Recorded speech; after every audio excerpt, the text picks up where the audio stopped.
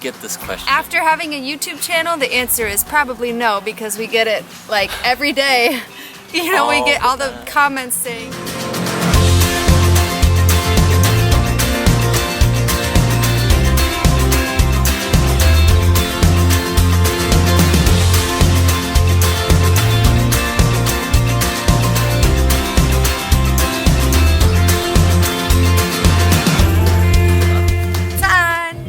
Okay, so this is our second installment of our Q&A. This week we're going to be talking about getting personal. See behind the closed doors.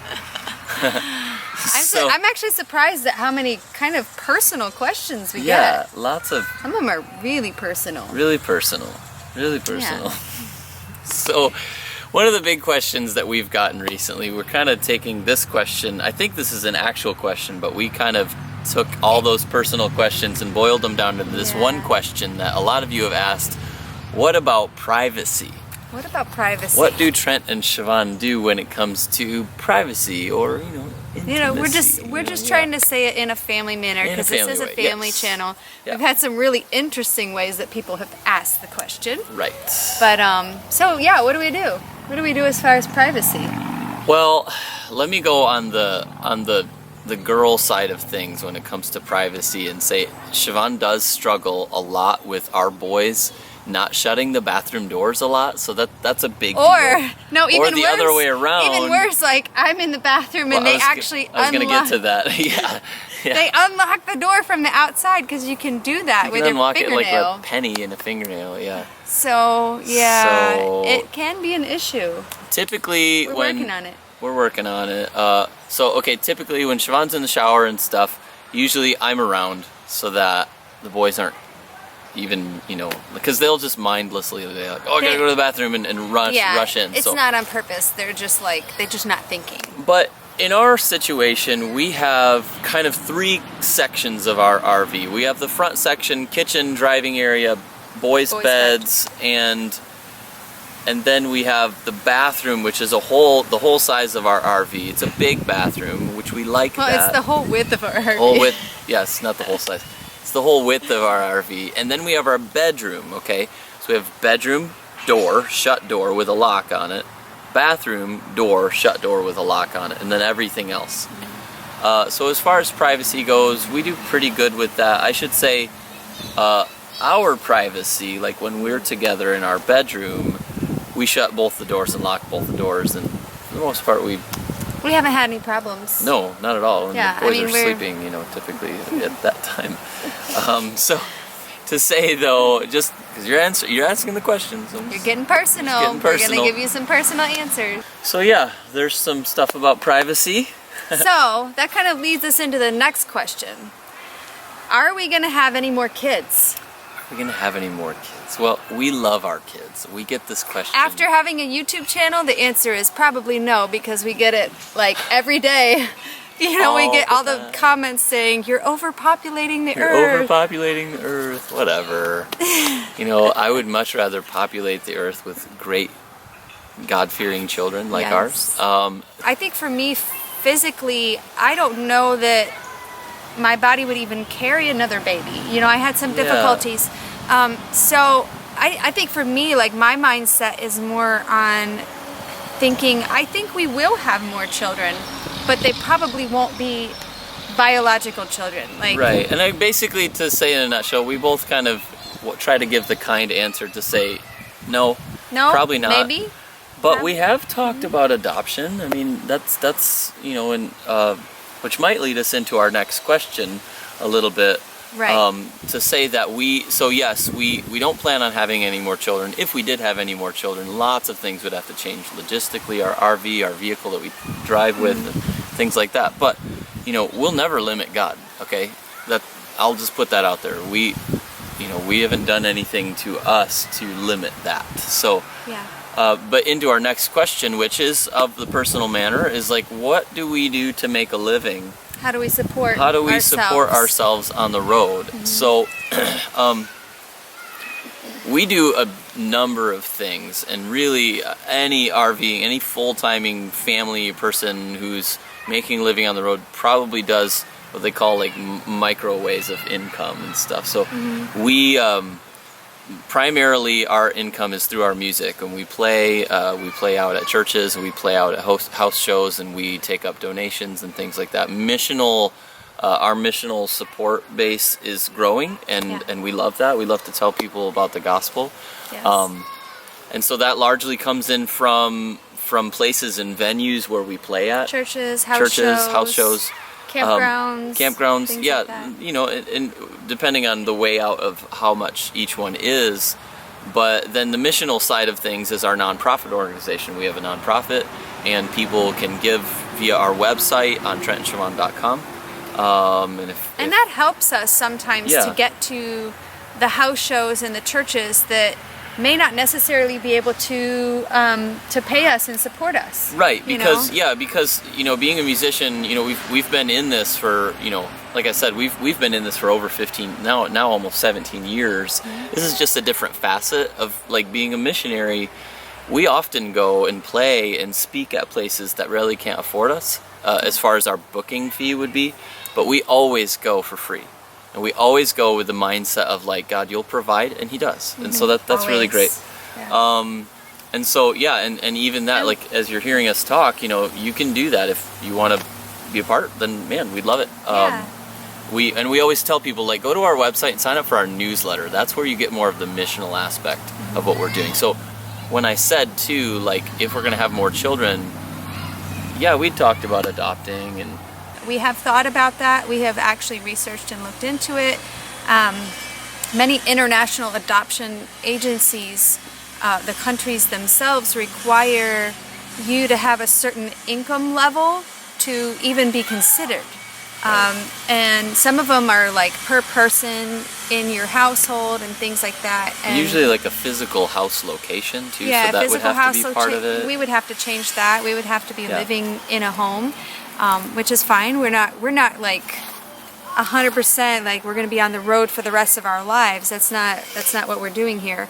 And we might be. I don't know. You know. Well, the RV is just it affords us the availability to live the way that we live. Right. So, you know, if we do go the road of adoption, our finances will have to change, and our living situation will have to change. And, you know, so we have a few ways that we bring in extra finances, ways that, like, if we start to see those finances growing, we may think about stopping and doing the adoption thing at some point. Yeah. So, okay, let me just kind of give you a list of the things that we do, because it is a lot. It is a lot of things that we kind of juggle and kind of come into different ways. First and foremost is our speaking and our playing. That is the thing that we do together, which is one of the main reasons why we jumped out on this, is we love to do this together. Secondly, this was more on my end, is I did consulting for churches, which is like basically helping their worship programs grow and showing them, you know, maybe right methods and things strategies. Yeah, basically was a big area of income for us in 2016. It was honestly our primary source of income for 2016. And then secondarily to that, because of what I did in my previous life there in the church world, I also did a lot of freelance design and video work too. So I still do that. I still have my freelance side of the company open and the consulting side. And then the music side is now primarily Siobhán and I, and that's what we call Trent and Siobhán. So and then the other thing that we have started doing more, like I said, the missional side has started to grow as well. And then the fifth thing basically that we're doing is something that Siobhán is wanting to do, which is really great. And she just started into this, so we won't talk about this too much on this vlog, but for what it's doing for our family, we really like it, you know? Yeah. So, and you'll find this a lot with traveling families. They will be part of a multi-level... It's multi-level marketing of some sort. There's dozens a multi-level out there. marketing company. You have like Norwex and Pampered Chef and Plexus and Amway. There's and all kinds of Thrive and all these. Yeah, there's all kinds of companies that can help you earn money on the road. And you know what I said was important to me before I chose a company was that it's something that personally I believe in, and that personally we use and benefit from. And so I just recently signed on as a Juice Plus rep. We use Juice Plus. I don't know if you've ever noticed in our videos, our boys like begging at bedtime, I want gummies, I want my gummies. They love it.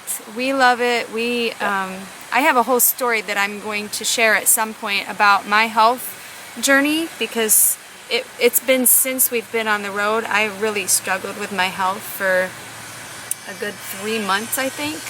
And then I'll tell you guys all about that. But you know, pretty much Juice Plus just became a really important part of our health living in an RV. Right.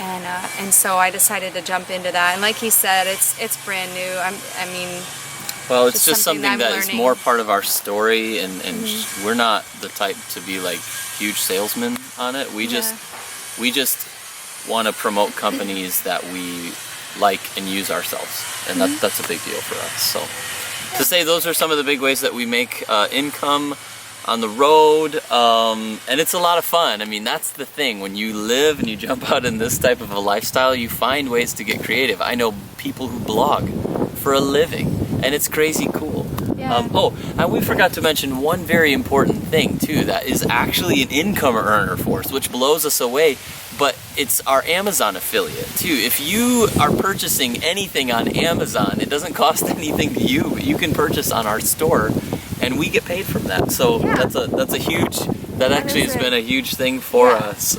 When you're an entrepreneur or self-starter, and this is a big, huge lifestyle change, right? So you might have, like us, we had a big supply of like retainer cash, they call it in the business world, the amount of money that you have, like emergency fund, and then retainers from businesses coming in. And pretty much, like we talked about it in our videos, if you follow us for a long time, like in September, like all of that just crashed and died.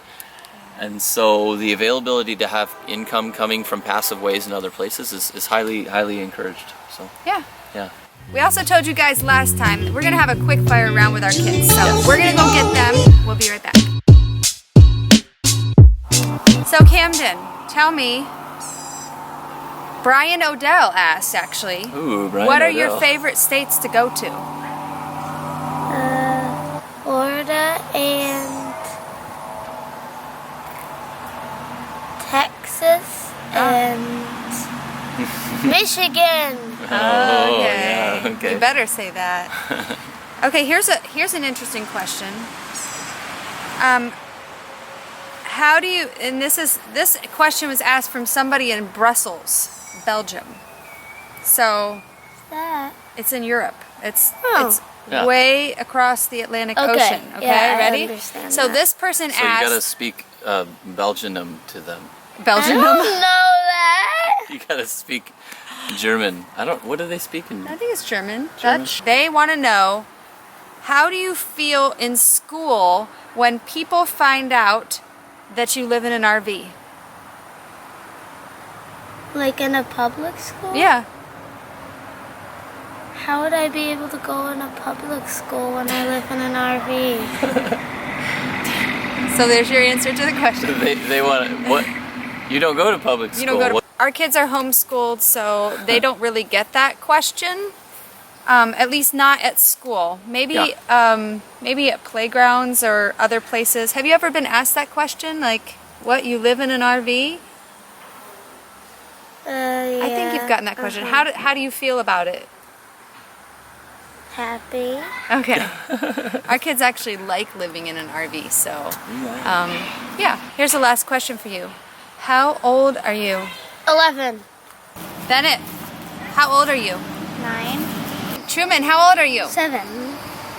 Graham, how old are you? 4. 4. Hey, Wrigley. Wrigley, look up here. Look up here. How old are you? 10. No, you're not. How old are you? Messy face. 3. No, you're not 3. How old are you? 10. No, how old is Wrigley? No, tell the camera. Look up here. How old are you? 2. That's bad.